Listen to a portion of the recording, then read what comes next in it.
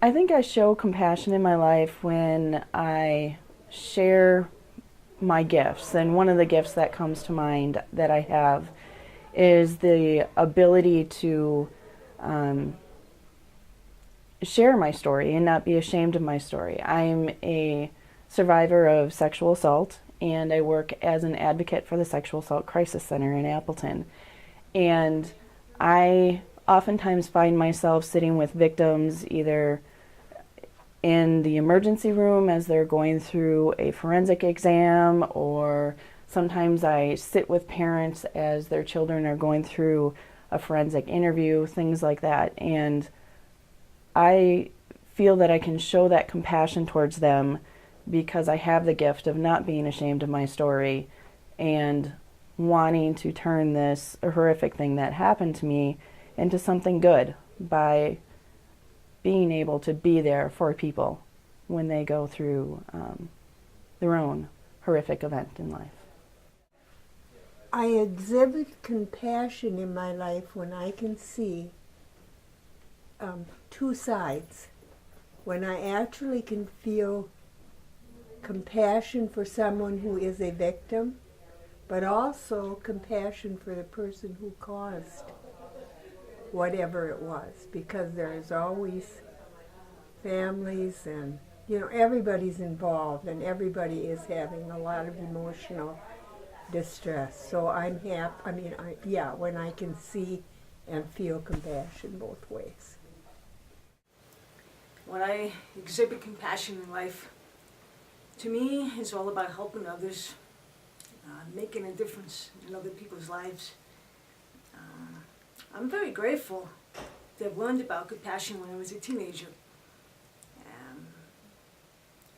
When I was a teenager, I was always getting in trouble, cutting class, doing drugs, drinking, trespassing, joyriding and stolen cars.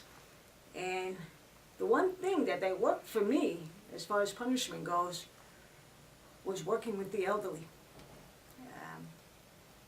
I was assigned an old blind couple that I had to do Friday night weekly visits with. And that was where I learned compassion. It was a very positive feeling for me. I actually look forward to my Friday night visits with Cy and Mildred. It all started doing simple things like reading their mail, reading the newspapers to them, helping them fix things around the house, sharing a meal with them.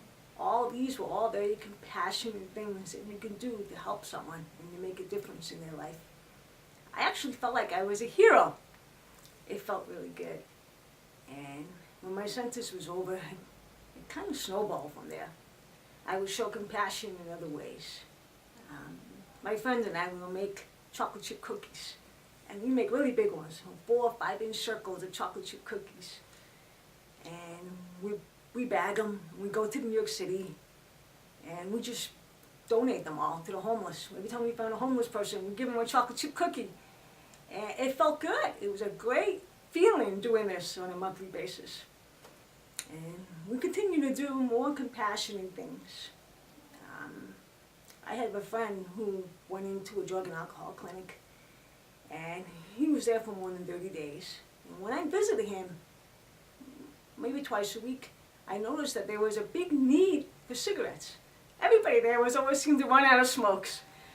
So the most compassionate thing I could do was donate cigarettes to them. I go to the store before I stop in, buy a pack, buy a couple packs, buy a cone of cigarettes, and I just donate it. And I go there and I deliver them, and they would be thrilled. And I just sit, have smoke, join them, listen to them. It's a great feeling. Doing all these great things, it just makes me feel good. And it made me a more compassionate person. And even today, I still feel like a hero when I do these things. I think I exhibit compassion when I take time to calm the storms of my own life and listen to other people tell me about their stories, and then can share with them my story, and in the process we not only enrich our personal lives, but we really do enrich the lives of a greater sense of community.